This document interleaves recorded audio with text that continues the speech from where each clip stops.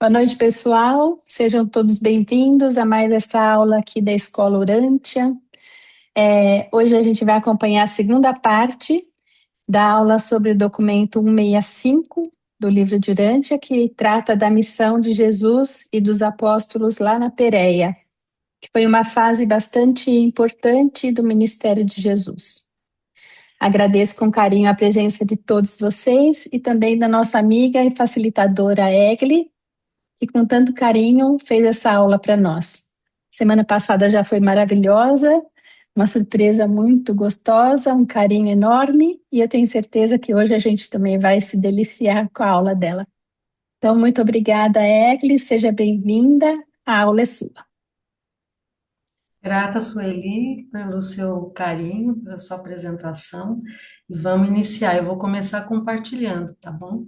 Muito grata pela presença de vocês e quero muito agradecer, estar aqui também. É uma honra oferecer a essa aula, né? De muitos conhecimentos. Então, essa aula é aula 4, capítulo 7, do módulo 4. E essa apresentação ela é um resultado da minha interpretação pessoal e é importante que cada um tenha a sua própria interpretação, porque nada substitui a leitura do livro de Urântia. Então é bem legal a gente estar em contato com ele. Esse documento, a missão da Pérea tem início, né, que é o documento 165, ele teve foi a semana passada, nós falamos, dando uma recapituladinha assim, né, que é através do acampamento de Pela, e que foi bem no início de janeiro que iniciou essa etapa de Jesus, que foi a etapa que ele quis fechar com chave de ouro, essa última etapa da missão dele aqui na Terra, né? E é onde ele não realiza nenhum milagre, ele queria só atrair as pessoas através da verdade, exclusivamente daquilo que ele estava ensinando, sem necessitar de sinais na presença de Deus, né? E, e logo na meados de janeiro, ele já atraiu mais de 1.200 pessoas reunidas ali em Pela, e já no final, porque daqui, depois de Pérea, ele já vai regressando para Jerusalém e para viver as suas últimas etapas, até a última etapa da sua vida aqui na Terra, né? Então, que é em abril. E então ele já nessa época, já no finalzinho de março, ele já estava, meados de março, ele estava com 4.000 pessoas na sua, vamos dizer, na sua audiência ali, né? Então é incrível a, a, a rapidez e a capacidade dele, né? Ele tinha um método que ele ensinava uma vez por dia, né? Em geral era pela manhã, e Pedro e os outros apóstolos à tarde, e Jesus e seus discípulos na parte da noite, né? Então, com perguntas e respostas. Então, ele tinha, assim, e geralmente juntava umas 50 pessoas. Então, nessa etapa também da ministração, ele está também com os codiscípulos de Abner, né? São 70 que estão aí espalhados por uma grande, toda a região, né, da Pérea.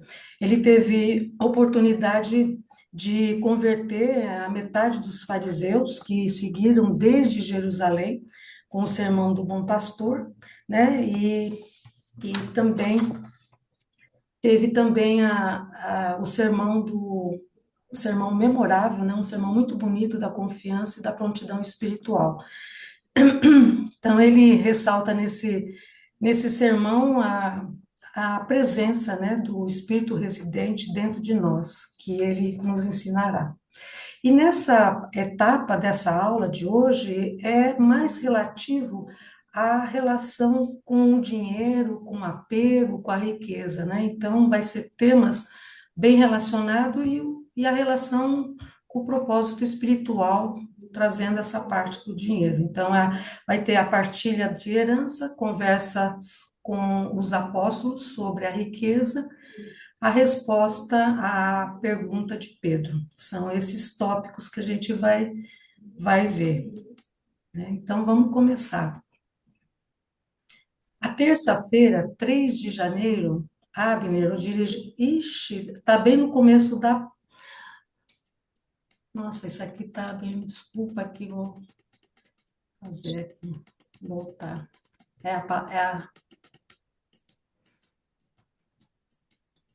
Voltando aqui. Então, é essa aqui. Partilha. Isso. Então, a partilha da herança, conversa com os apóstolos e a resposta a Pedro. Então, vamos lá. Agora vamos seguir. Enquanto os apóstolos batizavam os crentes, o mestre falava àqueles que tinham ficado. E um certo jovem disse a ele: Mestre, o meu pai morreu deixando muitas propriedades para mim e para o meu irmão, mas o meu irmão recusa-se a me dar o que é meu. Poderias então pedir ao meu irmão que divida essa herança comigo? Jesus ficou compassivamente indignado por esse jovem de mente materialista ter trazido à discussão uma questão de negócios, mas continuou a usar a ocasião para ministrar outras instruções. Então, é interessante, quero assim, ressaltar, né, que no livro de Urântia traz muito assim conceitos duplos, né, compassivamente indignado, né? Então é muito legal porque tem aí um ensinamento, né? Porque Jesus era muito compassivo, né? Então porque ele entendia a limitação da pessoa e sempre desejava ajudar as pessoas, né? É, e indignado, ele percebe que algo errado, né, que era a cobiça, né, desse rapaz, né, algo errado, a cobiça, ou a distorção, a visão materialista que ele tinha, né, prejudicava, né, então ele buscava sempre corrigir com firmeza, né, mas sem perder o amor, né, e ele ficou incomodado com a atitude, né, ele fica incomodado com a atitude, mas não com a pessoa. Então, ele rejeita o erro, mas acolhe o erro, né? Melhor dizendo, ele acolhe quem erra, né? Então, a compaixão verdadeira, ela não precisa necessariamente ficar passando a mão na cabeça, né? Ela ajuda a pessoa a corrigir e se orientar, né, a se elevar, a crescer. E achei bem legal porque, para mim, pelo menos, é um ensinamento bem interessante, né, que é o equilíbrio emocional e espiritual, né? Ele ficou indignado, né, assim como, né, que a indignação e a indignação sem compaixão, ela é uma crítica dura, né, um julgamento, né, e a compaixão sem indignação, ela traz permissividade, a falta de limites, né? Ela fica sem parâmetro para colocar limite, né? E a indignação, o compassivamente indignado, né? É o equilíbrio entre essas duas forças. Achei muito instrutivo isso.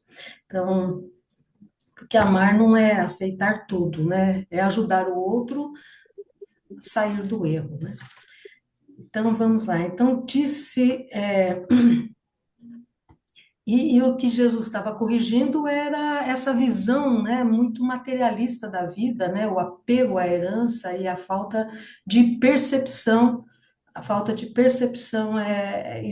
espiritual que esse rapaz não conseguia ter, né? E Jesus vai ajudá-lo ao longo dessa passagem, né? Então, disse Jesus: Homem, quem me encarregou de repartir as vossas coisas? De onde foi que tiraste a ideia de que eu dou atenção aos assuntos materiais desse mundo? Então, voltando-se para todos que estavam em torno de si, ele disse, porque Jesus sempre aproveita a oportunidade né, em qualquer circunstância para ensinar, né? Aí ele traz essa recomendação: tende cuidado, mantém-vos afastados da cobiça. A vida de um homem não consiste da abundância das coisas que ele possa possuir. Então, assim, a cobiça é um desejo incontrolável de obter as coisas, né? A gente nunca se sente satisfeito quando está nesse lugar de cobiça, né? E a cobiça, ela desvia o foco da vida, né? A pessoa passa a viver para acumular, para conquistar, para competir, né?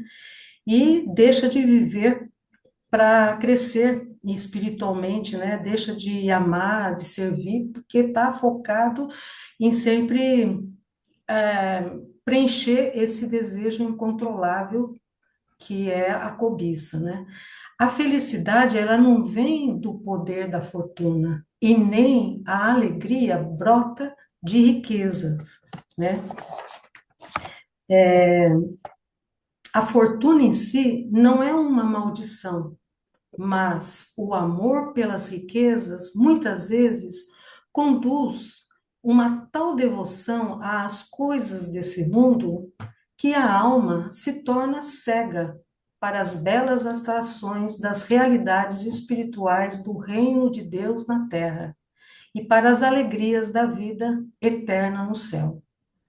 Então, ele traz o dinheiro ele pode trazer conforto, né? É isso que ele está falando, que não tem problema, mas não garante paz interior, nem o sentido de vida, né? Ter muito não significa sentir-se pleno, né?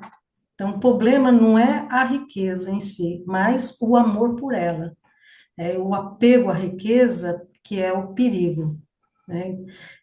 Porque a gente acaba se identificando, vive em função dela, e a consequência é que Jesus falou, a cegueira, é a cegueira espiritual, né?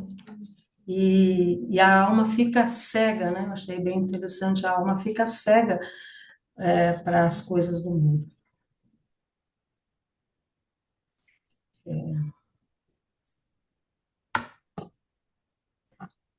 Também queria ressaltar, né, uma coisa assim que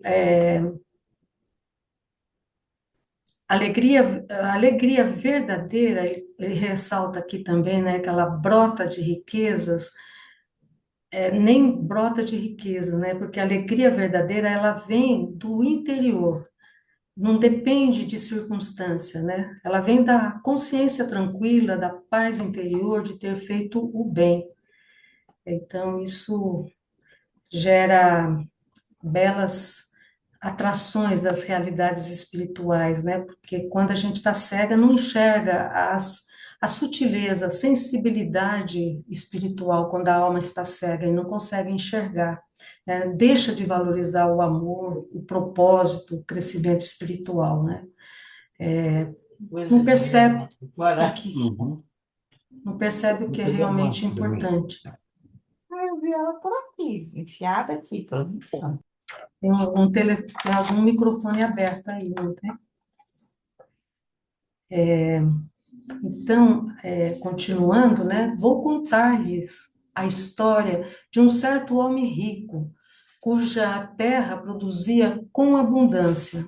Assim, quando se tornou muito rico, começou a pensar com os seus botões, dizendo para si: o que farei com todas as minhas riquezas? Agora possuo tanto que não tenho nem lugar aonde colocar a minha fortuna. E depois de meditar sobre este problema, disse: farei o seguinte: derrubarei meus silos e construirei outros maiores, e assim terei espaço suficiente para estocar os meus frutos e mercadorias.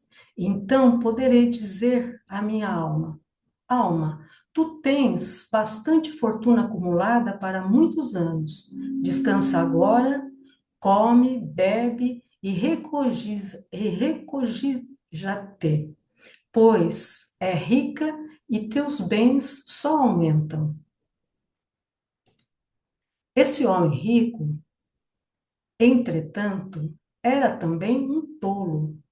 De tanto prover os bens materiais para a sua mente e o seu corpo, ele deixara de acumular tesouros no céu para a satisfação do espírito e a salvação da sua alma.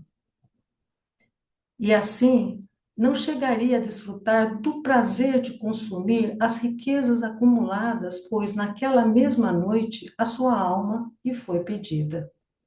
Naquela noite, bandidos invadiram a sua casa para matá-lo. Após saquear os seus armazéns, queimar o que restou.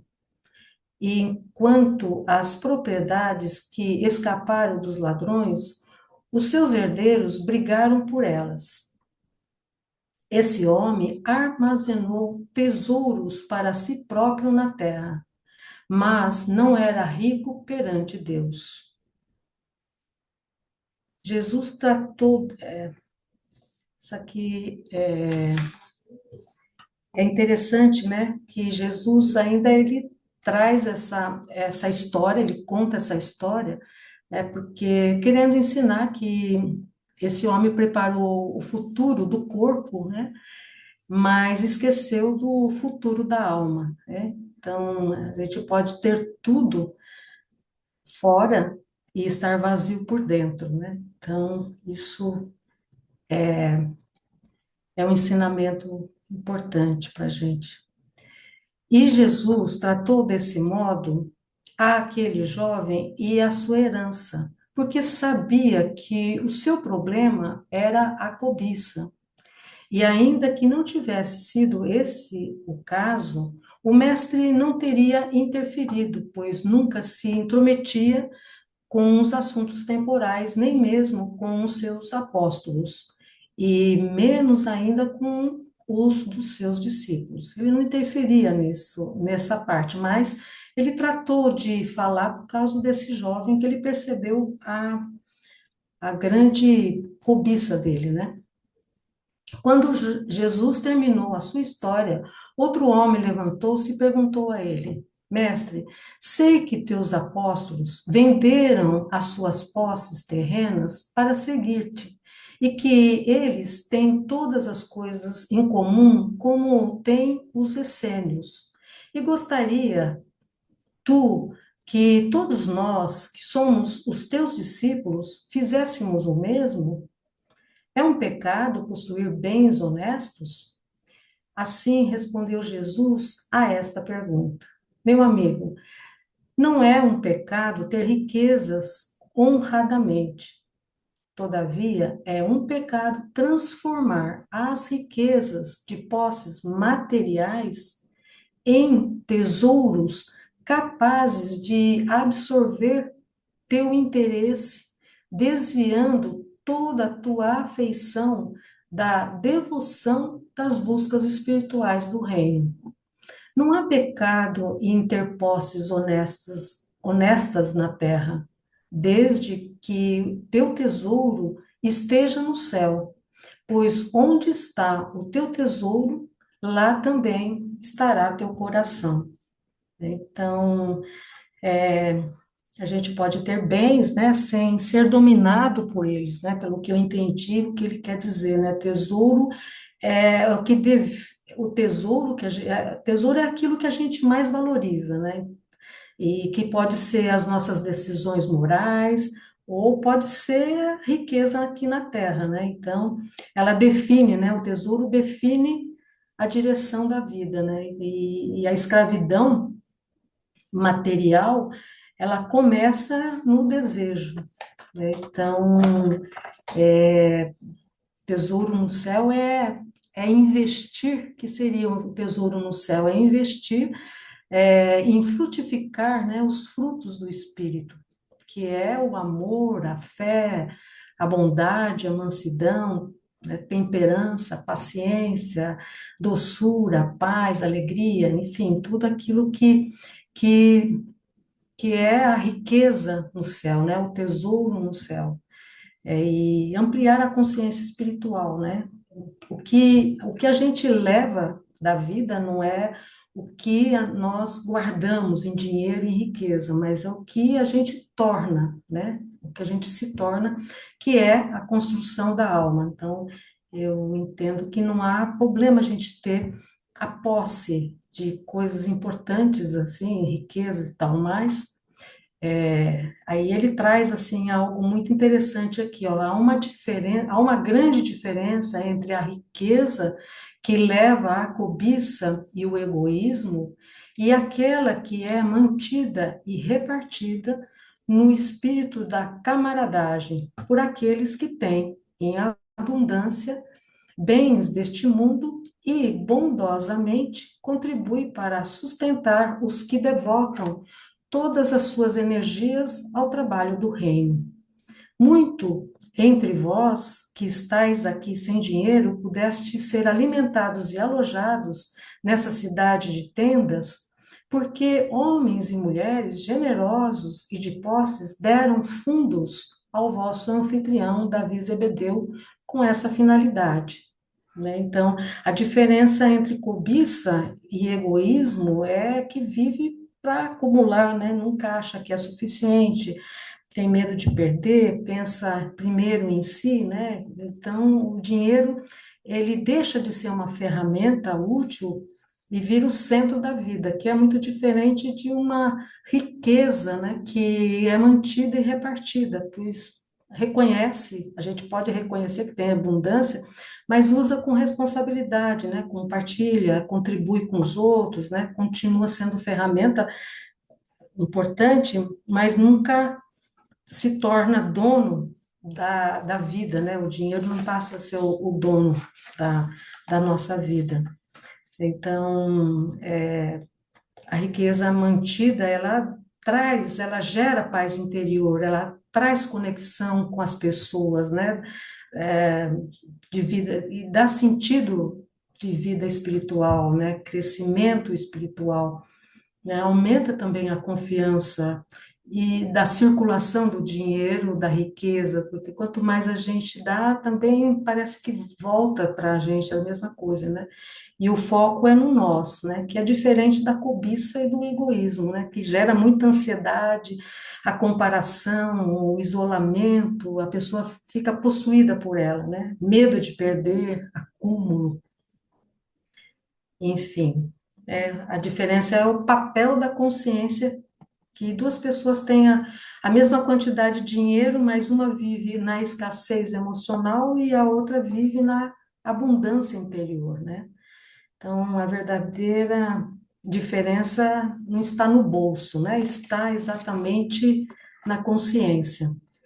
E o critério de Jesus é quanto, não é o quanto você tem, pelo que eu entendi, mas sim o que você faz com o que você tem. Então, o dinheiro, ele também, a gente vai percebendo que revela muito o caráter, né? Ela amplia o que existe já dentro da pessoa. Tende a fazer isso muito. E aí, continuando, né? Mas nunca esqueçais, além de tudo, de que a riqueza não é duradoura. O amor pela riqueza, muito frequentemente, ela obscurece e até mesmo destrói a visão espiritual. Nunca deixais de reconhecer o perigo de que a riqueza se converta na vossa dona, em vez de converter-se na vossa serva. Então, isso significa que, que não o dinheiro tomar conta da gente, ao contrário, a gente tomar conta do dinheiro de uma outra forma, né? Que isso gera tesouros no céu, né? Que é investir no amor, no crescimento interior, através do dinheiro, né? Serviço ao próximo, consciência de que Deus é o nosso Pai, e todos somos irmãos e podemos o dinheiro, né? O dinheiro não é que o dinheiro afasta de Deus, é o apego ao dinheiro que afasta de Deus, né? Então, Egli, a Samia tem uma pergunta. sim, Essa, eu vou ficar assim, deixa eu ver aqui, Pode Sâmia, ficar pode assim falar. mesmo, pode Eu ficar. vou ficar aqui para não ter.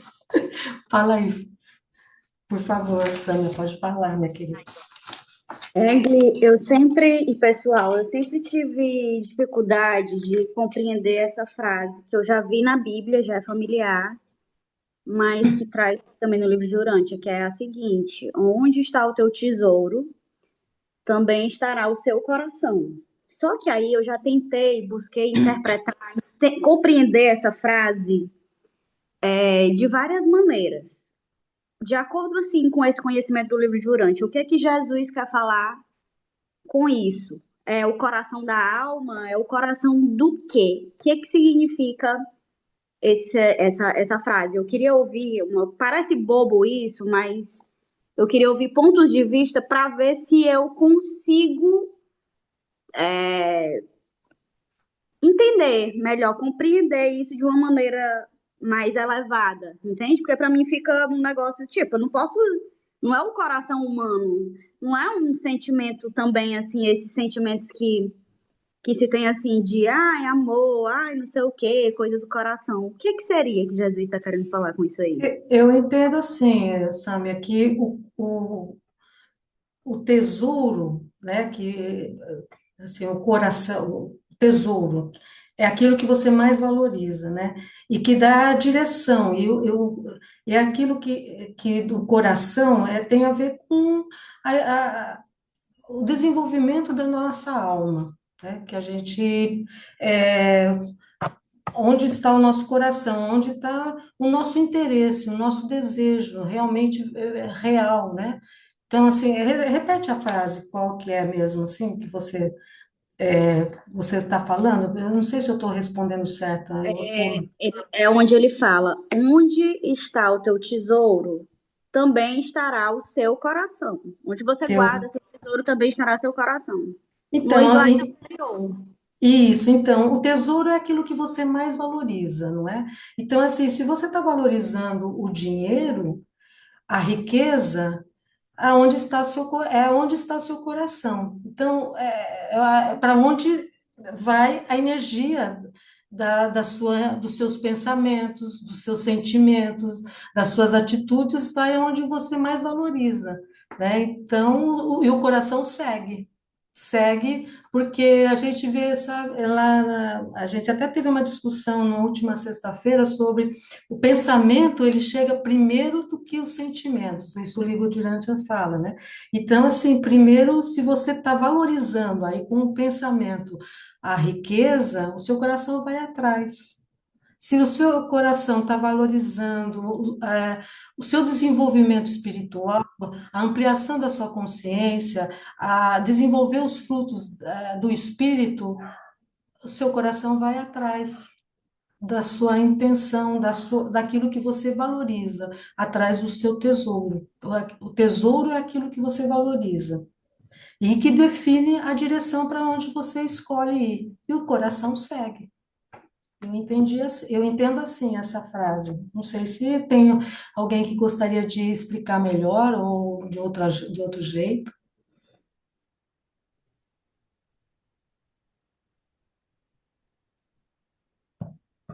ok? O Aélio também levantou a mão. Posso seguir? Ah, sim. Posso Ah, perguntar ou eu espero a oportunidade? Assim, se for para. Você tem uma pergunta relativa aqui a essa situação dela ou posso seguir? Não, a pergunta tem a ver com o que está sendo lido, efetivamente. Ah, Posso perguntar? Tá, na verdade, eu estou acompanhando em outra tela e está no 4.4. Posso ler? Aí eu faço a pode. pergunta. Isso. Jesus tratou desse modo aquele jovem e a sua herança, porque sabia que o seu problema era a cobiça. ênfase para a palavra cobiça. E vou terminar, porque é curto. E ainda que não tivesse sido o caso, o mestre não teria interferido, pois nunca se intrometia com os assuntos temporais, nem mesmo com os seus apóstolos, e menos ainda com o dos seus discípulos. Então, a primeira frase diz uma coisa e a segunda faz uma ressalva grande, sendo que Jesus acabou contrariando a si próprio e colocando a questão do jovem rico. Mas, como eu disse, o destaque está na palavra cobiça. Posso Isso, continuar? isso. Então, na palavra cobiça. Eu sempre tive uma dúvida entre a palavra cobiça, e ela se repetiu nos textos seguintes, e a palavra ganância. Eu a tinha como sinônimo, ganância e cobiça. Mas aí eu fui consultar o dicionário. Vou ler rapidinho, porque é um trecho pequeno. A ganância é um desejo insaciável e excessivo por riquezas, poder ou bens materiais, agindo frequentemente de uma forma desonesta para obter mais. Agora vai falar da cobiça. A cobiça foca no desejo intenso por algo específico que pertence a outra pessoa, envolvendo inveja e a vontade de posse daquele item. Ambas são negativas, mas a ganância é mais geral e a cobiça mais direcionada. Como o texto foca em cobiça, eu estou fazendo a pergunta. Você podia explicar melhor? Please. Mas qual é a pergunta, Hélio? Eu não A entendi pergunta é qual, essa: são qual. sinônimos Ah, sim, ou não sim. são sinônimos? Um é pior que Entendi. o outro? Entendi.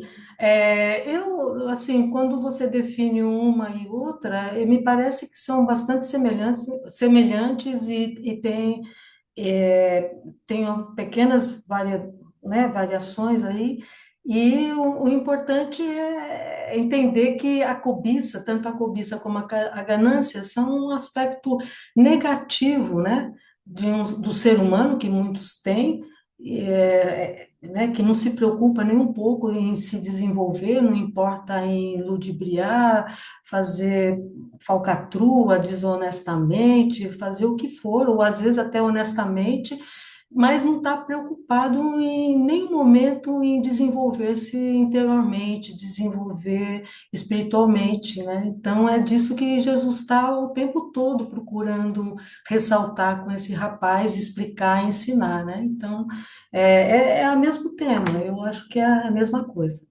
Então vamos seguindo aqui, que tem bastante coisa e o tema é bastante interessante e atual, né? Porque nós trazemos O um assunto. Adivaldo também levantou a mão, Egli. Você prefere que as pessoas perguntem no final, então? Ah, eu acho que sim, porque nós estamos assim, entramos um pouco tarde por causa daquele percalço, e Tá depois bom. assim, tudo vai estar relacionado, exclusivo.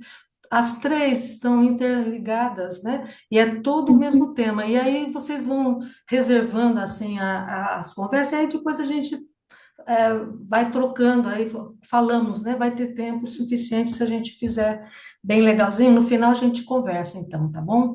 Então Tá bom. vamos Então, lá. Adivaldo, anota a sua perguntinha, depois no E final a gente vai perguntar. isso, beleza. Fica legal assim. Então Jesus, né? Onde que está aqui? Isso.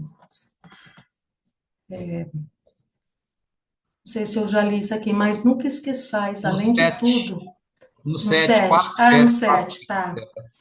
Legal. Isso aí. Então, Jesus não ensinou e nem apoiou a imprevidência, a ociosidade, a indiferença em cuidar das necessidades físicas da própria família, nem a dependência de esmolas. Então, é bem interessante porque muitas vezes existe muita distorção, né, de que para seguir a vida espiritual precisa estar assim, sem se preocupar, viver sem planejamento, né, e sem, sem se preparar para o futuro, né, porque a fé, ela não substitui a organização prática da vida, né, então, a ociosidade que também é uma preguiça, né? Falta de esforço, de não querer trabalhar e ficar dependendo de outros, a indiferença em cuidar das necessidades físicas da própria família, então, negligenciar, né, as responsabilidades, não cuidar das necessidades básicas da família, porque parece que é o modelo, tem que abandonar, e ao contrário, Jesus cuidou muito bem da família, e cuidar da família é um dever espiritual, né? E a dependência, né? Nem dependência de esmolas, né? E ficar esperando que os outros sustentem a própria a vida, né? A sua vida, ou fugir das próprias responsabilidades, né? Receber ajuda é diferente de viver dependendo de ajuda, né? Então, mas ele ensinou que o material e o temporal devem estar subordinados ao bem-estar da alma e ao progresso de natureza espiritual do reino do céu. Então, é o equilíbrio, né? Nem um extremo materialista e nem um extremo irresponsável espiritual, que a gente também consegue identificar, às vezes, pessoas assim, né? Já tive a oportunidade de ver assim. Então, continuando, ele. Então, enquanto o povo descia até o rio para presenciar os batismos, aquele jovem viera aquele jovem viera, em particular, até Jesus para falar da sua herança, pois achava que Jesus o havia tratado duramente. E depois de tê-lo ouvido de novo, Jesus respondeu: Meu filho, por que perdes a oportunidade de alimentar-te do pão da vida? Em um dia como este, apenas para satisfazer a tua tendência à cobiça.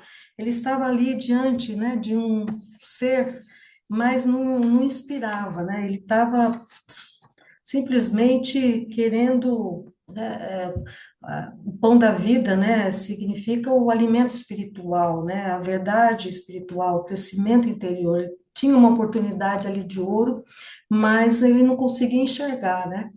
Acaso não sabes que a lei judaica da herança será ministrada com justiça se fores com a tua queixa ao tribunal da sinagoga? Não precisava ficar pedindo esse tipo de orientação a Jesus, né? Não podes ver que o meu trabalho consiste em assegurar-me de que saibas sobre a tua herança celeste? Então, ele estava querendo fortalecer principalmente essa parte, né? A herança celeste dele, né? O rapaz estava diante de algo que podia transformar a vida dele, mas ele estava distraído, né, com algo passageiro. A cobiça dele faz com que ele fica na falta e ignora o essencial, né? Perde as oportunidades de evoluir. E aí ele ainda insiste, né, trazendo mais informações espirituais para o rapaz, porque ele não estava ainda convencido. Não leste o mandamento, não cobiçarás. E ainda eles comeram e se fartaram e engordaram, e então se voltaram para outros deuses. Acaso lestes nos Salmos que o Senhor abomina aqueles que cobiçam e que o pouco que um homem reto tem é melhor do que as riquezas de muitos malvados? Se as riquezas aumentam, não ponhais o vosso coração nelas. Lestes o que Jeremias disse? O que o homem rico não se vanglorie com que o homem rico não se vanglorie das suas riquezas. E Ezequiel falou a verdade quando disse: das suas bocas eles fazem uma boa demonstração de amor, mas os seus corações estão centrados nos seus ganhos egoístas.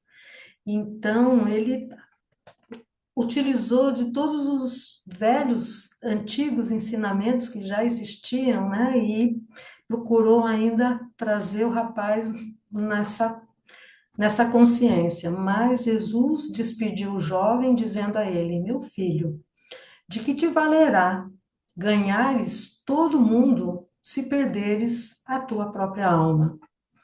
Outro ouvinte, que se encontrava por perto, perguntou a Jesus como seriam tratados os ricos no dia do julgamento.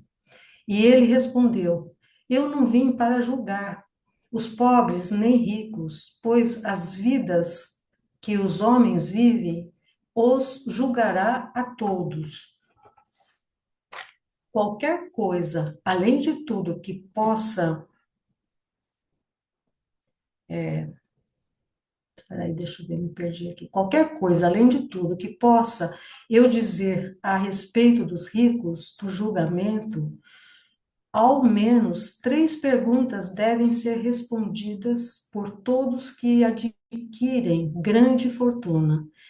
E estas perguntas são: primeira, quanta riqueza acumulou? 2, como conseguiu esta riqueza? 3, como usou a sua riqueza?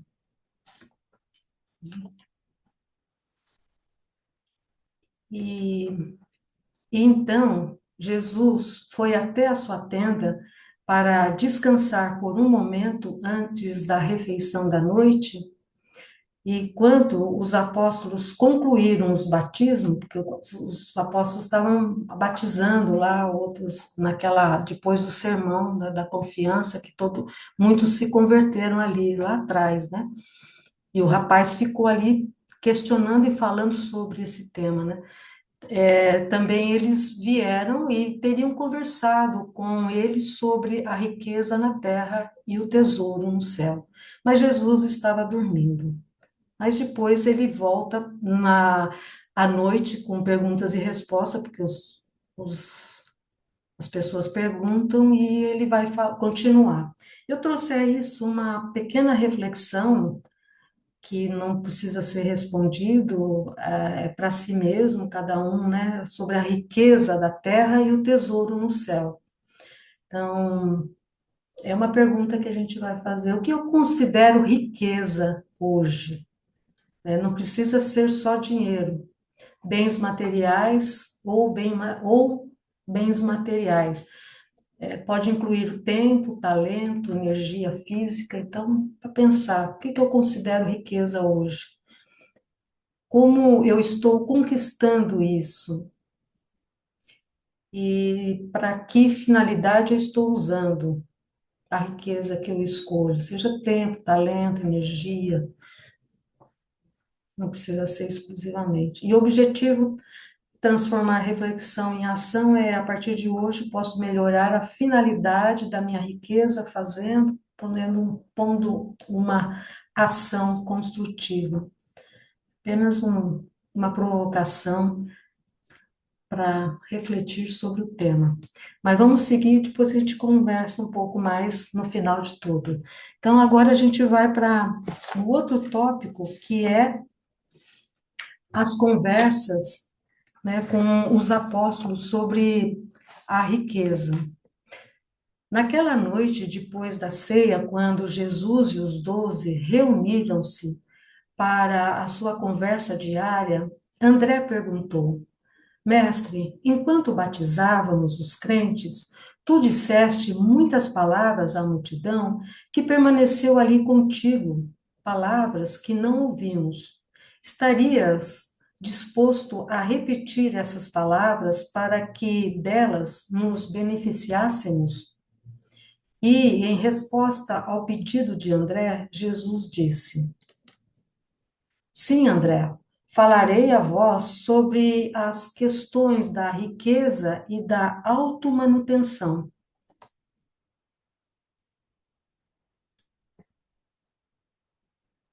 Mas as minhas palavras para vós, apóstolos, devem ser um tanto diferentes daquelas ditas aos discípulos e à multidão, pois vós abandonastes tudo, não apenas para seguir-me, mas para que fosseis ordenados embaixadores do reino. E aí eu procurei a diferença entre apóstolos e discípulos, né, na raiz de cada palavra, e a raiz de apóstolo quer dizer assim, significa uma missão. né, um enviado, um mensageiro, um emissário. É aquele que é enviado a uma missão específica.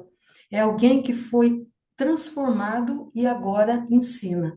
Enquanto que discípulo é, e a etimologia da palavra, né, a raiz dela significa aprender. É aquele que aprende, é um aluno devotado, um aprendiz.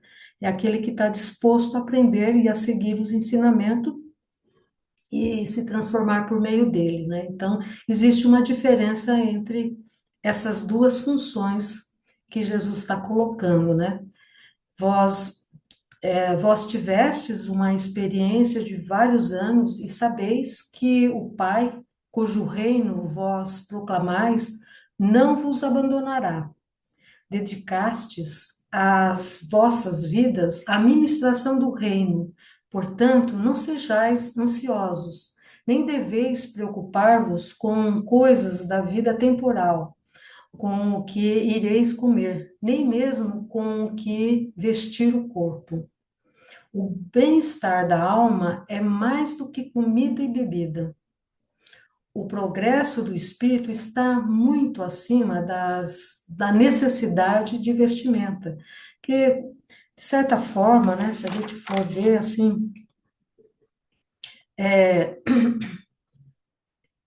a ansiedade, né, a gente vê atualmente isso muito fortemente, naquela ocasião também, a ansiedade e a preocupação, né, que é um desgaste emocional muito grande, com uma perda de energia, porque o esforço da mente tentando controlar o que vai acontecer no futuro, e o futuro, na verdade, a gente tem que entregar a Deus, né, fazer aqui agora todo o possível que está nas mãos daquele momento, né, e cultivar principalmente o bem-estar da alma, que é o alimento, né, que é muito melhor do que a comida e a bebida, né? Que Jesus está dizendo que a alma ela tem necessidade até muito mais importante que o corpo, né? Claro que o corpo precisa de alimento mas a alma também precisa de paz, de fé, de alegria, de amor, né? E isso a gente precisa se responsabilizar para alimentar a alma, né? E o progresso do espírito, né, está muito acima das necessidades das vestimentas que ele fala, né, que simboliza aqui, né, das necessidades da vestimenta, que vestimenta simboliza assim, muito a aparência, o status social, a imagem diante dos outros, né, aquilo que eu quero aparentar, que o verdadeiro progresso do espírito é desenvolver uma identidade espiritual, né? Ampliar a consciência, sou, o que eu estou fazendo aqui, para onde eu vou, né? Que é o tema do nosso encontro desse ano. Então, aprofundar sobre essas questões de também aprender a amar com enfim, é todo um desenvolvimento espiritual que muitas vezes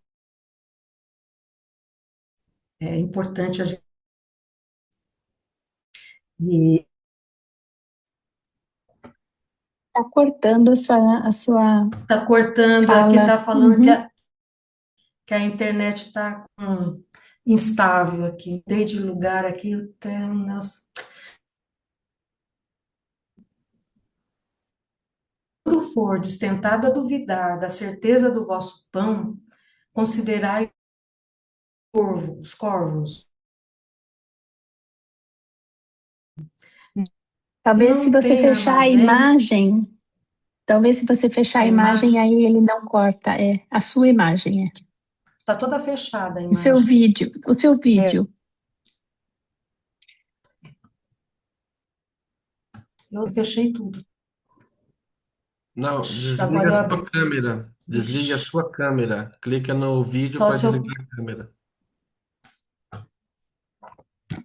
Ah, já sei por quê. Ah, eu já sei. Eu troquei de lugar, né? acabando aqui a bateria do Não, celular. Egli, Não tá me é? ouvindo? Oi? Sim, Tá tô me te ouvindo? ouvindo. Então, Sim, tô te ouvindo.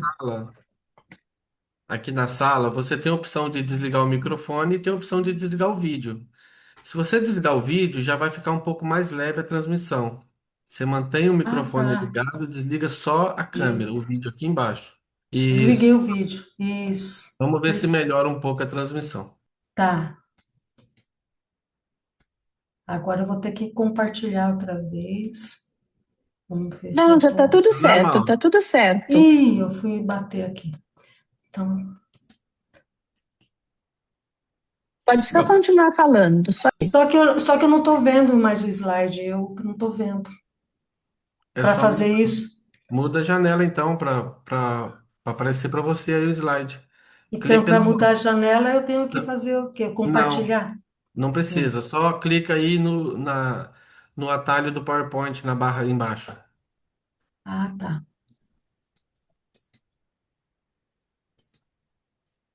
Aí, apareceu para você do lado direito agora. Tem duas janelas quando você passou o mouse. Quando você passa o mouse em cima do PowerPoint, aí não. No Não. PowerPoint. Isso, É. aí. Aí, Aí clica na na janela da. direita. Eu clico, mas não abre. Não, Ah, meu Deus do não. céu. Passa o mouse e agora sobe o mouse e clica na apresentação que você quer ver. Passa o mouse. Isso. Agora fecha essa janela que você abriu aí do Windows. Aqui, abri. Aí, Ó, tá certo. não abre. Já Nossa, tá aparecendo para você aí, ó. não Clica, tá aparecendo. Eu não tô vendo. Ele clica. não Então, segura. agora clica, sobe o mouse e clica onde o que você quer ver, que é a Não, mas apresentação. você tá vendo, mas eu não tô vendo, né? Ele não abre. Acho que eu vou pôr o compartilhar aqui, vamos ver se vai. Já tá Não, compartilhado. puxa vida, eu não tô conseguindo ver. Então, passa o mouse. Eu tô vendo o seu mouse daqui. Passa o mouse em cima do PowerPoint. Deixa Não, eu aí, ver. aí é o Chrome. É o lado esquerdo, isso. Aí. Abriu duas janelinhas. Sim, Clica em cima da apresentação de slides. eu tô clicando, Neemias, Não, não tá e não clicando. tá abrindo, e não tá E aí, abrindo. ó, abriu, ó. Tô vendo daqui. Mas eu não vejo, a tela fica Neemias Mol aqui para mim. Então, Olha põe só, assim, para o compartilhamento e começa de novo.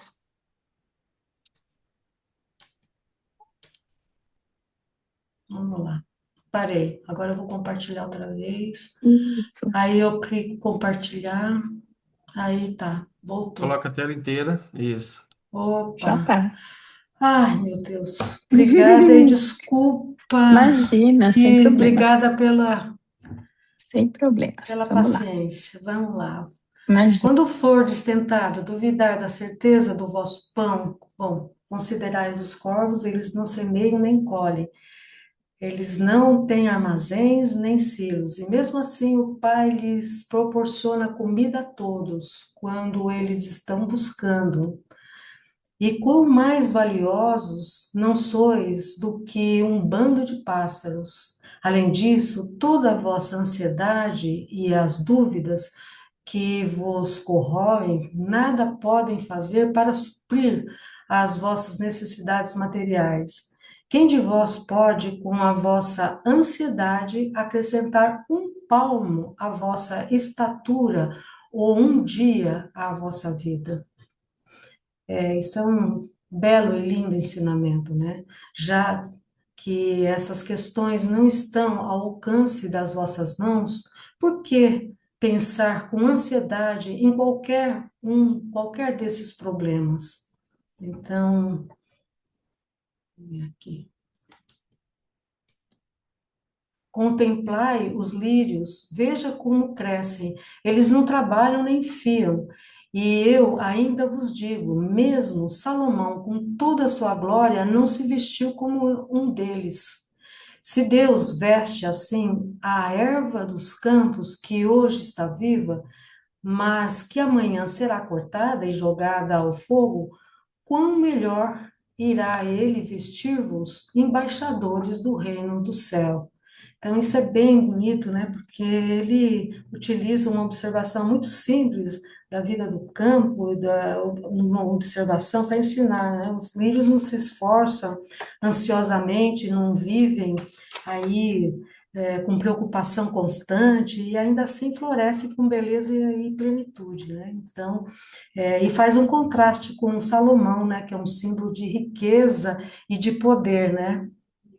E ele faz isso intencionalmente para dizer que nem toda a grandiosidade humana supera a harmonia, né, que é natural, sustentada por Deus, né? E se Deus veste a erva no campo, algo que é tão passageiro e ainda assim é cuidada, né? Quanto mais nós que temos consciência e propósito de chegar até Ele, né?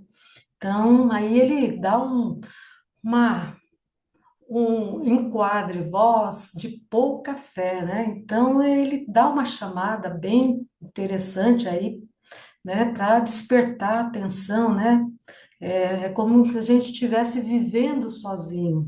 Então, e, e vós que devotardes de todo o vosso coração a proclamação do Evangelho do Reino, não deveis ficar em dúvida quanto ao vosso próprio sustento ou das famílias que abandonastes. Tanto é que Jesus sempre proveu a família dos apóstolos que o acompanharam, né? E então, ele está dizendo, ele não está dizendo para ser irresponsável e sim reorganizar prioridades, né? Propósito espiritual, o reino o sustento vem como consequência, né? Se entregardes as vossas vidas verdadeiramente ao Evangelho, vivereis do Evangelho, né? Então, não é, na verdade, não é ficar parado esperando tudo cair do céu, né? Significa agir alinhado com o bem e os recursos necessários surgirão, né? É, se fazemos parte da fé, né? Se a gente se alinha com a fé também, vem como resposta do nosso Pai, a fé real, verdadeira. Se fordes apenas discípulos crentes, deveis ganhar o vosso próprio pão e contribuir para o sustento de todos os que ensinam, pregam e curam. Se ficardes ansiosos por causa do vosso pão e da vossa água, em que sereis diferente das nações do mundo que buscam essas necessidades com uma diligência tão excessiva. Devotai-vos à vossa obra, acreditando que o Pai, tanto quanto eu, sabemos, tendes necessidade de todas essas coisas. Deixai-me assegurar-vos, de uma vez por todas, que se dedicardes as vossas vidas ao trabalho do reino, todas as vossas necessidades reais serão supridas. Buscai a coisa mais importante e as menores serão encontradas nela. Pedi pelo celeste e o terrestre será incluído. É certo que a sombra seguirá a essência. Então, é bem importante isso que Jesus está trazendo, né? Confiar na fé e trazer, focar, né? Significa ficar parado, mas fazer com a confiança, com a fé e tudo que está fazendo é para o bem, para o melhor que a gente vai conseguindo. Sois um grupo pequeno, e se tiveres fé, se não tropeçardes no medo, né? Porque o medo que impede é um bloqueio dentro da mente que mina, que suga, o medo e a dúvida, né? Tira a força da fé. Eu declaro que é um grande prazer para o meu Pai dar-vos o reino. Vós colocastes os vossos tesouros onde as bolsas não envelhecem, onde nenhum ladrão pode apropriar-se deles, e nenhuma traça pode destruí-los. E como eu disse ao povo, onde estiver o vosso tesouro, lá também estará o vosso coração. Aí, Sami, aí tem aí, né, os vossos tesouros. Eu entendo os tesouros como aquilo que a gente, o que Jesus está trazendo é o amor, a sabedoria, a fé em Deus, né, relacionamento sincero, né, quando nós investimos nesses tesouros, né, as bolsas não envelhecem, né? E não nas coisas materiais, como, por exemplo, dinheiro, status, aparências, que são passageiras, são terrenais, né?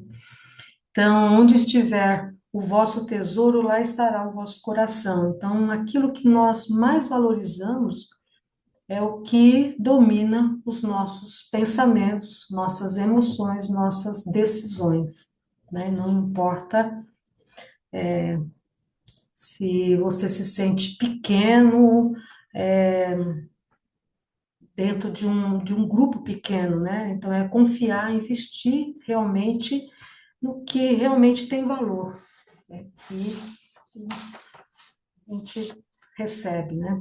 A vida, concluindo, a vida tem os seus desafios, mas manter, né, o pensamento firme em Deus e no aprimoramento da nossa identificação com Deus, entender que nós estamos aqui, somos filhos do nosso Pai querido, né? É, e não alimentar o medo, né? Nunca deixar essa luz interior se apagar, porque a gente sabe que a gente está em contato com o ajustador do pensamento e quanto mais a gente vai se alinhando a essa força maravilhosa, a gente sabe que sempre está nutrido, abençoado e sendo orientado.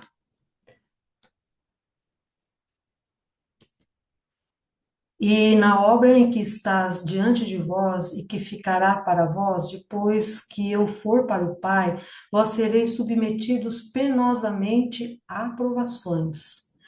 Deveis estar bastante alertas contra o medo e as dúvidas, que cada um de vós preparais mentalmente para a luta, e que as vossas lâmpadas fiquem bem acesas. Comportai-vos como os homens que aguardam a volta do Senhor da festa de casamento, e que quando ele chegava e batia, lhe abriam bem as portas. O vosso Senhor, ao encontrar-vos assim fiéis, em um momento tão importante, vos abençoará pelo vosso empenho. E então o Senhor fará com que os seus servidores assente-se, enquanto ele próprio servo-los-á. Em verdade vos digo, uma crise está bem diante de vós, nas vossas vidas, e convém que vigieis e que vos façais preparados. Podeis compreender bem que nenhum homem teria a sua vida arrombada, se soubesseis a que horas viria o ladrão. Ficais também vigilante quanto a vós próprio, pois na hora em que menos suspeitardes, e de uma maneira que não imaginareis, o Filho do Homem vos deixará. Então, mais uma vez, ele avisa, né? Por alguns minutos, os 12 permaneceram em silêncio. Alguma dessas advertências, eles já as haviam ouvido antes, mas não com a mesma colocação apresentada a eles dessa vez. Então, foi bem claro e incisivo, né? para ficarem bem alerta e atento com a nova etapa que eles iam entrar em breve, né? Eles não tinham a dimensão de que ia ser tão breve, porque depois de 2 meses e pouco dessa conversa, né, dessa fala, 2 meses e meio, não chegando 3 meses, Jesus foi crucificado. E eles tiveram provas difíceis.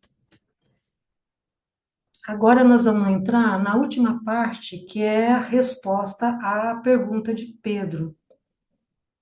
Então, enquanto permaneciam sentados pensando dessa fala que Jesus havia provocado, né, bastante reflexões, Simão Pedro, né, ele perguntou. Simão Pedro, ele sempre está mais impulsivo nas palavras, né, sempre perguntando, né, esta parábola tu contas para nós, os teus apóstolos, ou conta para todos os discípulos? Aí Jesus respondeu, né? No momento das provações é que a alma de um homem se revela. A provação deixa a descoberto aquilo que realmente está no coração. Então, é, é interessante isso, né? Porque Jesus está dizendo algo muito, muito essencial, né? Que não é no conforto que mostramos quem somos, né? É nas dificuldades que realmente aflora o bom e o ruim que nós temos, né? Quando tudo está bem, nós somos calmos, generosos, confiantes, né? Mas quando temos a aprovação, aí aparecem às vezes o medo ou a fé, a revolta ou a confiança, né? O egoísmo ou o amor, né? Então, é nessas horas escuras da alma, né, que é a aprovação, é que se revela exatamente algo de nós, né, de dentro. Então, a aprovação, ela deixa descoberto aquilo que realmente está no coração de cada um de nós, né? As dificuldades funcionam como um espelho para a alma, né? Um espelho da alma, né? Mas bem dizendo, elas mostram aonde ainda somos frágeis, onde precisamos crescer, né? E também as nossas forças escondidas. Então, é nesse momento das dificuldades que nós temos essa oportunidade, né? Depois que um servidor é testado e provado, o dono pode entrar com segurança o controle da casa a esse servidor fiel para que os filhos dele sejam nutridos e criados. O servidor somos todos nós, né, que somos testados e provados. O dono eu entendo assim como representa Deus, que pode entregar com segurança o controle da casa. Seria assim, dentro, talvez assim, simbolizaria assim a responsabilidade, né, seja a nossa casa interna, a casa sempre exige responsabilidade, né? São as responsabilidades maiores a esse servidor fiel para que os filhos dele sejam nutridos e criados, né? Então, precisa, por exemplo, porque através da prova nós conseguimos amadurecer, né? Torna-se mais confiável, mais equilibrado e consciente, a gente vai se tornando, né?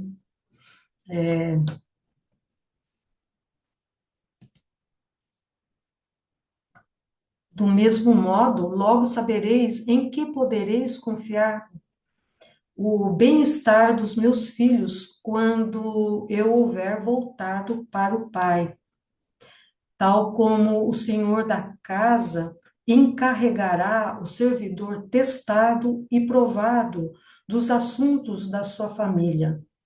Eu também exaltarei aqueles que resistirem às provações dessa hora, nos afazeres do meu reino.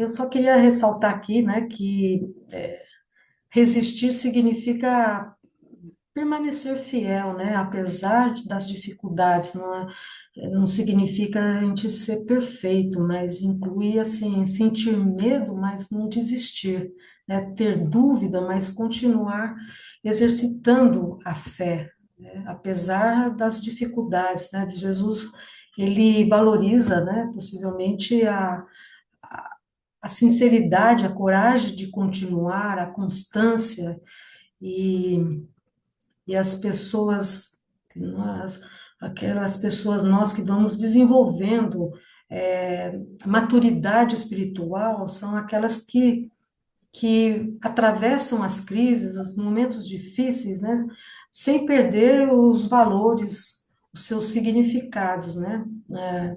As, as provações, elas não vêm para derrubar, né? Elas vêm para mostrar o que a gente pode se tornar.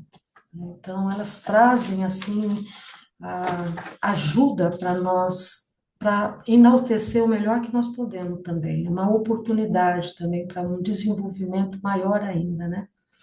Isso é preparar para algo melhor. Vamos continuar.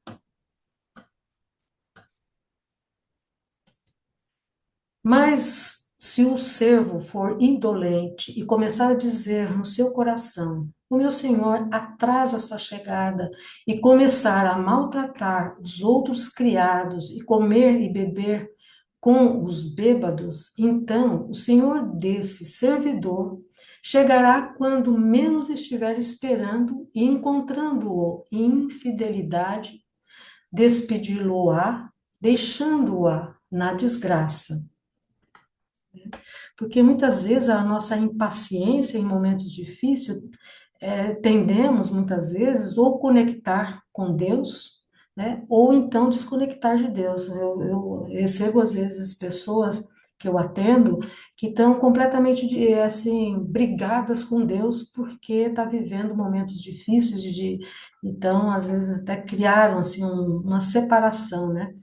E e aí passa assim, quando a gente tem a impaciência, né? O Senhor atrasa a sua chegada, é, passamos a viver no automático, né? Nos impulsos da parte animal, na parte instintiva, né? Então, apresentando atitudes de indolência, né? De negligência, né? A gente perde o compromisso consigo mesmo, né? Aquele compromisso de estar procurando se transformar, né? Desrespeitando os outros aí, porque maltratar os criados, né? Então, e também através de comer e beber com os bêbados, né? Bem simbólico isso, porque é a fuga emocional, né? Beber como buscar anestesiar-se, né? Comendo, distrações, os excessos faz a gente se perder, né? E, e quando chega, o Senhor chega de surpresa, né? Um momento da verdade, que é uma crise, uma perda, uma situação que revela quem a pessoa realmente é, aí não há como esconder, né? Ele despedi-lo-á não quer dizer uma punição, é uma consequência, né, da pessoa que perde a confiança em Deus, perde oportunidades maiores para se desenvolver, né? E, e aí ele traz, onde eu parei aqui? Por isso, Por isso, fazei bem em preparar para um dia que sereis visitado de súbito e inesperadamente. Lembrai-vos de que muito de vós foi dado e muito será exigido de vós, né? Aquilo que, quanto mais consciência vamos adquirindo, mais responsabilidades vamos tendo, então mais exigência vamos tendo que adquirir. Então, algumas duras provações avizinham-se. Hei de submeter-me a um batismo, e estarei vigilante. Batismo, eu acredito que ele está trazendo, né? O batismo é a transformação que ele vai fazer com a crucificação, ele vai se transformar, né? Vai virar para uma nova etapa, né? Estarei vigilante até que isso aconteça. Vós pregais a paz na terra, mas a minha missão não trará paz aos assuntos materiais dos homens, não pelo menos por algum tempo. A divisão é o único resultado quando 2 membros de uma família acreditam em mim e 3 membros rejeitam este novo evangelho. Os amigos, parentes, entes queridos estão fadados a ser lançados uns contra os outros, pelo evangelho que pregais. Bem verdade é que cada um desses crentes terá paz grande e duradoura no seu próprio coração, mas a paz na terra não virá antes que todos estejam dispostos a crer e entrar na gloriosa herança da filiação a Deus. Não obstante a tudo isso, ide ao mundo proclamar esse evangelho a todas as nações, a todo homem, mulher e criança. E esse foi o final de um sábado repleto e atarefado. No dia seguinte, Jesus e os 12 foram às cidades ao norte da Pérea para conversar com os 70 que estavam trabalhando nessa região sob a supervisão de Abner. E essa história continua, a Sueli, na próxima semana.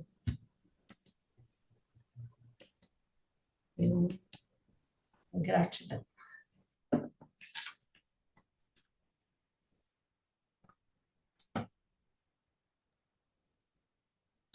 Acho que agora você pode parar. Isso. Isso. Pronto. Muito obrigada, Ekli. Obrigada Já a tem um monte de mãos vocês. levantadas aqui para você. Uau, obrigada pela paciência que vocês tiveram Imagina, para comigo, meu Pai amado. não tem Obrigada. problema, A gente vai É, se melhorando. não tem problema. Sâmia, fique à Então, vontade. Sim. essa parte do tesouro me pareceu mais como a vontade, como um direcionamento da vontade. Essa vontade que falam, né? Que é fazer a vontade do Pai, mas nós também temos a nossa vontade. Então, me parece isso. Aí me ficou aquela pergunta: qual será a minha vontade? E aí entra também quando essa nossa vontade, ela pode se alinhar com essa vontade do Pai. Que aí, quando você coloca o seu tesouro, que é a vontade, em coisas que não são assim do mundo, né? Que vão envelhecer, enfim, quando morrer não vai levar junto, né? Então, isso sim vale a pena. A outra questão que eu anotei aqui foi que no slide 5 foi falado muito nessa palavra ansiedade. E, e eu vou dar o meu ponto de vista sobre o que eu vejo, assim, foi falado isso lá, Jesus falando para a galera, né? Olha, ansiedade e tal. E a gente vê hoje a ansiedade é o que é. Então, para mim, eu vendo assim hoje o texto que tu trouxe, eu fiquei assim, caramba, a ansiedade, ela é o maior obstáculo que existe, no meu ponto de vista, para realmente ter essa conexão que todos queremos, né? Onde a gente deseja assim chegar. Para mim, a ansiedade ela é a maior forma de loucura. Todas as vezes que eu me pego ansiosa, eu juro para vocês, eu fico, caramba, eu tô ficando louca. Primeiro porque eu não tenho controle de nada. Quem é ansioso, ele quer saber o que vai acontecer. É muita prepotência, é muita loucura, uma escolha que assim, eu sei, não, ansiedade é um problema mental, é um caso de saúde mental. Mas se você, sabe, assim, parando assim para pensar, É uma coisa que te afasta completamente. E só uma pergunta que eu tenho para fazer, dada essas coisas aqui que eu falei, a parte que fala assim, dos alimentos da alma, que se o propósito da nossa vida, né, pelo menos um deles aqui, é criar literalmente uma alma, essa é uma questão bem importante. Então, esse alimento para a alma, segundo o livro de Urântia, ele é uma receita universal ou ele é como quando a gente vai no nutricionista que tem uma dieta especializada? Ele define o que é alimento para a alma? Eu fiquei curiosa. Carlos, Assim, eu acredito que cada um vai poder dar uma resposta, assim, bem próxima, assim, né? Eu não sei, eu acredito, Sam, é que o alimento da alma é decisões morais adequadas, direcionada à bondade, à beleza, à paz interior, tudo que traz assim um benefício de você cultivar os frutos do espírito. Então, assim, você, na medida que você vai, vai cultivando, né, escolhas morais adequadas, não é tão egoísta, não, é sempre confiando cada vez mais, desenvolvendo a fé, confiando cada vez mais em Deus, você está desenvolvendo a sua alma. Então, eu acredito que a vontade precisa estar presente, claro, e a escolha daquilo que você coloca na sua vontade, né? Então, eu acho que é isso. Não sei se alguém poderia responder melhor assim o que eu estou respondendo, passando.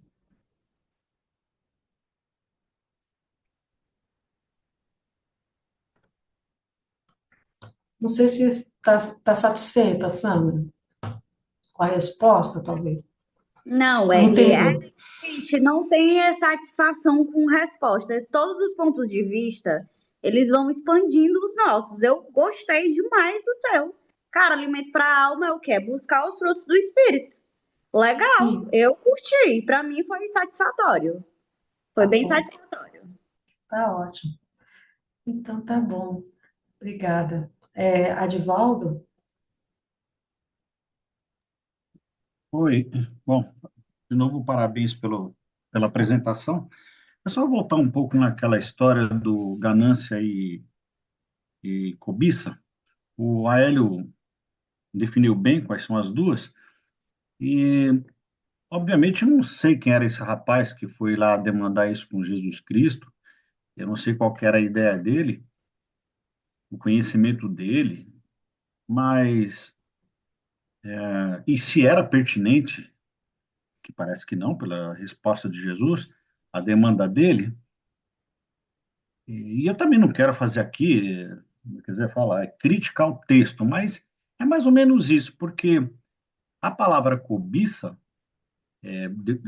foi bem delineado isso, é quando você está cobiçando algo do outro, de outrem. E no caso, foi uma herança, né?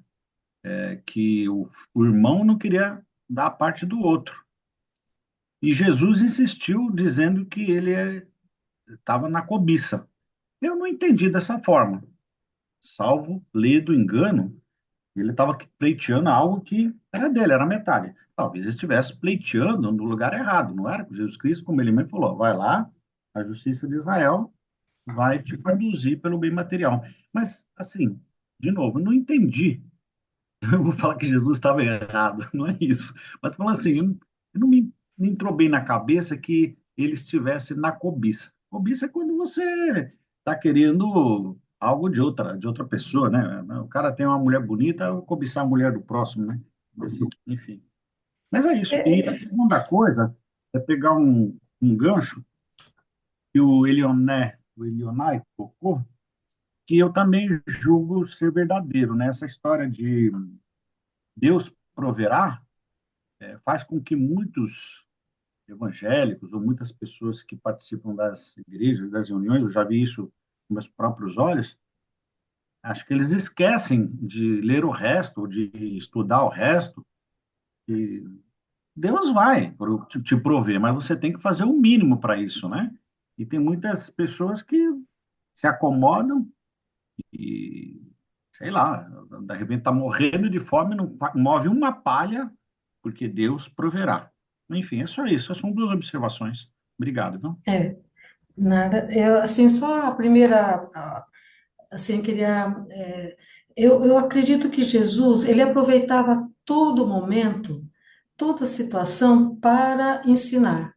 E naquele momento, claro, o rapaz, ele estava trazendo, né, Jesus, ensinando sobre algo interessante, prévio, né? Assim, a confiança, dando um sermão, e depois desse sermão maravilhoso, que a grande maioria foi lá, se converteu, foi lá para o Rio, esse rapaz vem para falar sobre coisas materiais, para divisão, que isso ele poderia utilizar os meios apropriados que existiam na época, que até Jesus colocou isso. E Jesus, ele tinha uma percepção muito aguçada e percebeu que, na verdade, o problema não era a divisão de herança e luta, era a cobiça dele, que era muito grande e ele queria aproveitar a oportunidade para ensinar, para que ele pudesse tirar a cegueira espiritual que ele tinha, né? Ei, E não conseguiu, na mas, verdade. desculpe, Egli, mas isso está escrito em algumas outras partes do texto. O texto em si me passa isso, essa sua colocação. Por isso que eu falei, eu não sei de onde veio esse rapaz, qual era o grau de conhecimento dele, talvez por ignorância ele estivesse procurando uma ajuda. A minha colocação que não tem tanto, também tanto interesse, gente, vamos parar já com isso. Mas Tá, assim, é que a palavra cobiça direcionada a esse rapaz, da forma como colocou o texto, no meu simples entendimento, na humildade do meu entendimento, parece que não se aplica. Mas, assim, eu entendi que Jesus tinha essa. tá. Agora, se você tem um retrospecto para saber como era o comportamento desse rapaz, aí justificava, porque ó, você já recebeu o teu e ainda está cobiçando o outro, não sei, mas enfim, não vamos delongar isso não, tá? Obrigado, viu? Quem? Leopoldo? Parabéns, ótimo. Sua apresentação para mim foi ótima, sinceramente. Parabéns. Pela Bíblia, eles falam que esse rapaz ele era descendente de uma família muito rica, né? Ele era bastante rico, pela Bíblia, né? Dentro da Bíblia. Agora, os tesouros, que a gente sempre fala sobre os tesouros e sobre os corações, assim, uma avaliação ao chão de fábrica que eu vejo, eu assimilo muito os tesouros com os nossos hábitos, porque nós vivemos de bons hábitos ou vivemos de maus hábitos, né? Então, eu comparo muito, sempre comparei muito essa parte do estudo, né, sobre os tesouros com hábitos.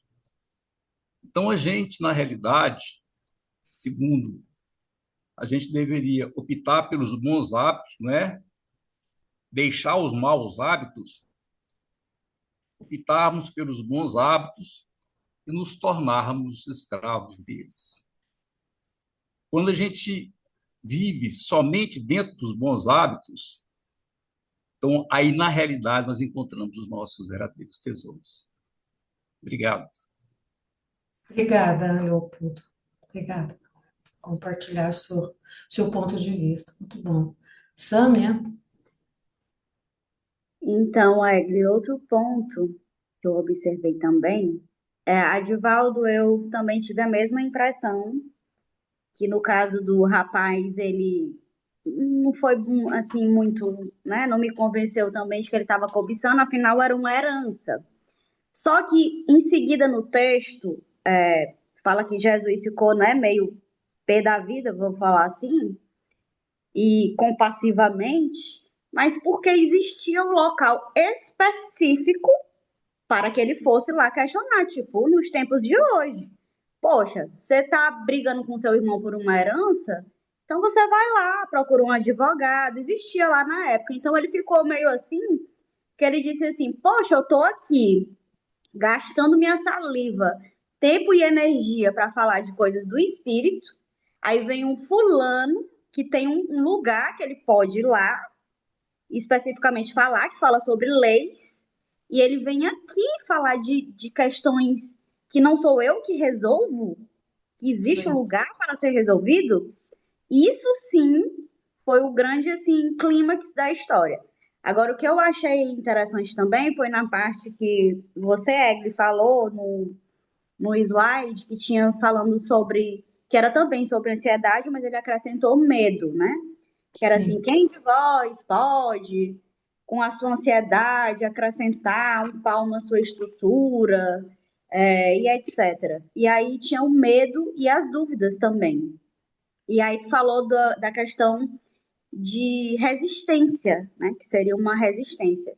E eu fiquei assim, cara, a resistência, ela é aquele estado que você está aqui vivendo a sua vida e você nega a experiência ou começa a vê-la com completos pensamentos de negatividade. Isso vai dar errado, isso é ruim, isso é horrível, isso é aquilo. Você não recebe o que a vida está trazendo com neutralidade, no sentido de dizer assim, cara, isso aqui é neutro, eu que vou dar o significado. Claro que tem o medo, tem medos, por exemplo, eu não vou dirigir a 160 quilômetros numa curva porque eu tenho medo de perder o controle do carro nessa curva. Eu não vou me jogar de um prédio porque eu tenho medo de morrer. Isso é saudável. Mas tem medos que paralisam, tem medos que realmente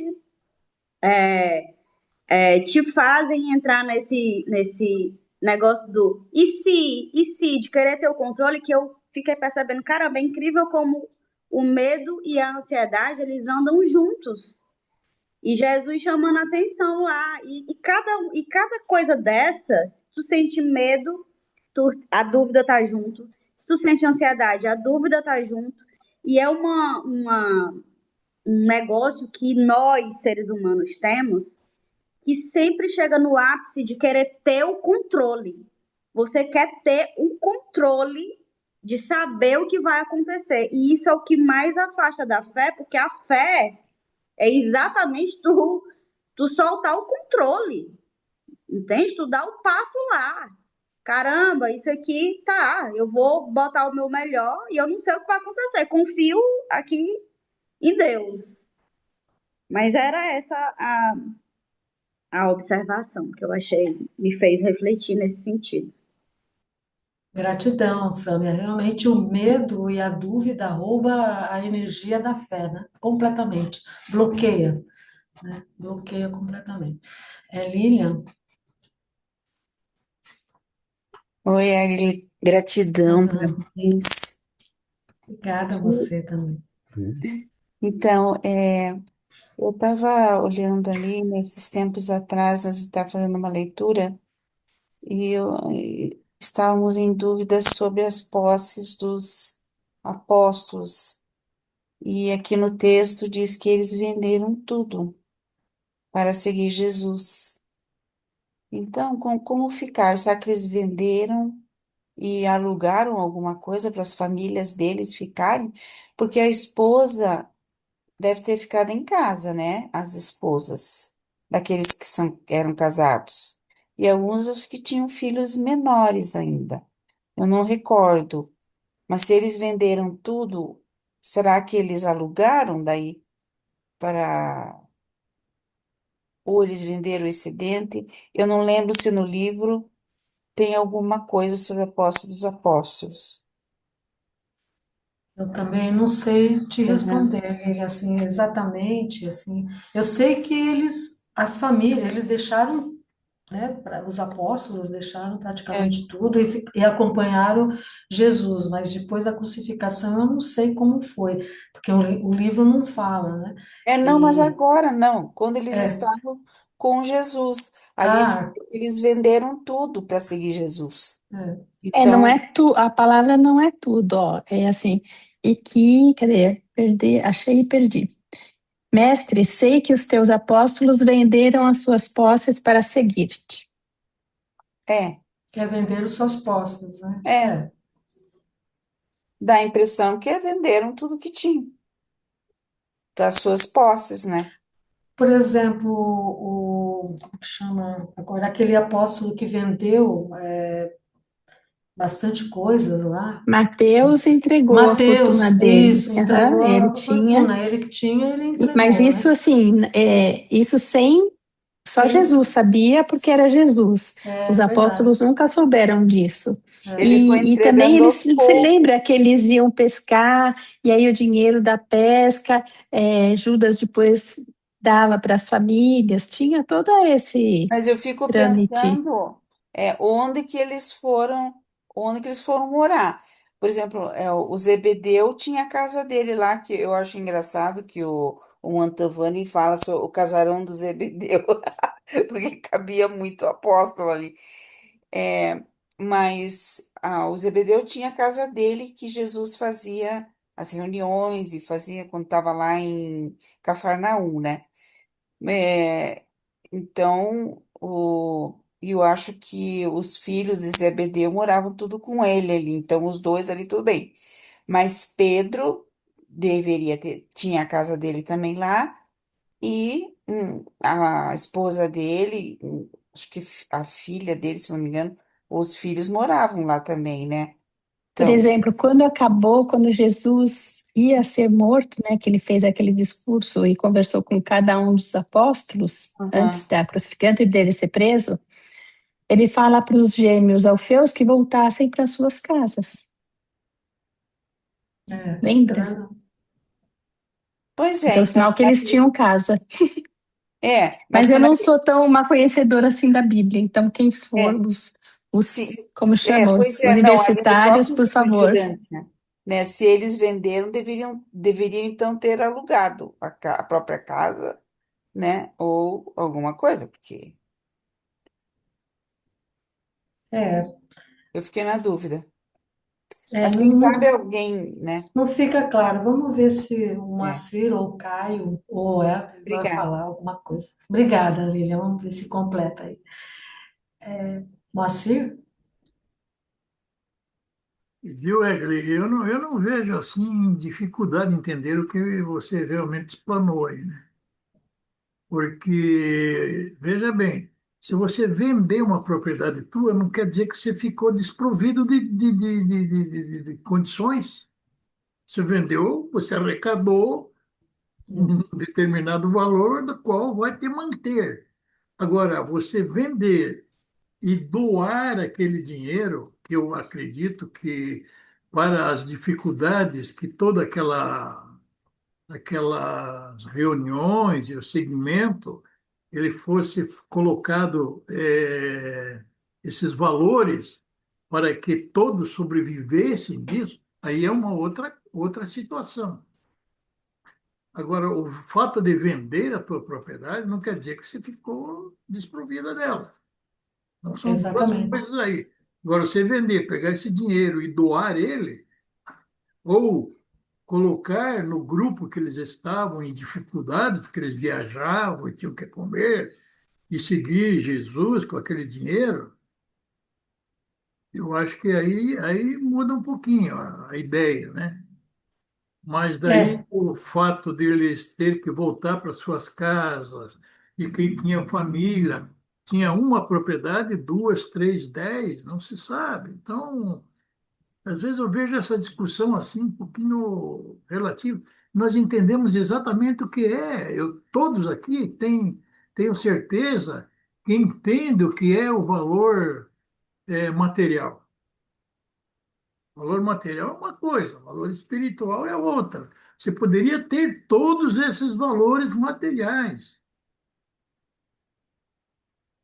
mas só que você teria uma condição espiritual diferente. Você não era uma pessoa que estava, como é que se diz? dependente só daquele teu patrimônio, fosse uma pessoa ambiciosa por aquele patrimônio teu, né? Você tinha um patrimônio, e do teu patrimônio você podia ajudar, como muitas pessoas que eu conheço, eu acho que nós todos fazemos isso. Nós temos propriedades, nós temos valores, e desses valores nós ajudamos muita gente. Então, essa é a parte da qual eu acredito que Jesus estava falando e do que foi a sua palestra hoje. Sim. Obrigado. Obrigada. Caio? Vamos lá. Eu vou pegar da minha memória aqui, tá? É, os apóstolos, eles viviam igual Jesus vivia. E Jesus mesmo falou: vocês não veem que o Filho do Homem não tem lugar onde encostar a própria cabeça, né? Não tem uma casa. Ele simplesmente chegou um momento, na fase final dele de administração, ele ficou sem uma casa para morar, tá? E o meu entendimento é que todos os apóstolos fizeram o mesmo, se desfizeram dos seus bens. Esse desfazer dos bens, eles pegaram os fundos, colocaram no fundo apostólico para ajudar a pagar as custas que eles tinham, porque eles simplesmente moravam em acampamentos móveis, que eles moviam segundo as missões, e essa era a vida que eles tinham, de apóstolos, tá? Os discípulos, eu entendo que era um pouco diferente, e Jesus só recomendava que alguém que queria ser discípulo doasse tudo, quando ele percebia que essa pessoa tinha um apego muito grande, e o coração dela de verdade estava no apego aos bens, às posses, ao dinheiro. E isso ele não queria, então ele recomendou para alguns, como preço para entrar no discipulado, doar tudo que tinha, tá? Então, esse é o entendimento que eu tenho. Ali nos irmãos Alfeus, eu entendo, de novo, eu não estou olhando o livro aqui, mas eu entendo que Jesus pediu para eles voltarem aos afazeres deles, não necessariamente à casa deles. Os afazeres comuns que eles faziam, né? Porque, no fim das contas, se você for ver, os irmãos Alfeus, eles eram os que ajustavam ali, coordenavam as multidões nas pregações, né? Então, eles tinham uma função um tanto limitada ali no que eles faziam. Tá? Esse é o meu entendimento aqui. Obrigada, Caio. Bom, faz sentido mesmo. Helder? É, eu quero observar o seguinte, que mais para frente Jesus ele passa aquela, digamos assim, lista do que seria lícito e ilícito no caso espiritual de quem adquire riquezas ou de quem investe em bens para ter alguma coisa. E ele deixa bem claro que o pecado maior que corrompe a alma é realmente o egoísmo e a plena ambição de ficar com aqueles bens, digamos assim, materiais, e ao mesmo tempo não trabalhar a alma de como ministrar aquilo, ficar pegando aquela questão de riqueza como seu maior tesouro, como seu bem maior, como o seu valor máximo de salvação, né? E também gostaria de salientar a questão que, mesmo Jesus pedindo aos apóstolos que desfizesse naquele tempo de pregação, de andanças, digamos assim, das coisas supérfluas e que eles não podiam ministrar, né? Ou colocando na responsabilidade de outra pessoa ali perto de si para ministrar também aqueles bens, né, como ele também muitas vezes pediu a alguém, né, você aluga isso, você faz isso para mim, porque alguém da minha família vai precisar, né. Jesus também andava na companhia de pessoas abastadas, né,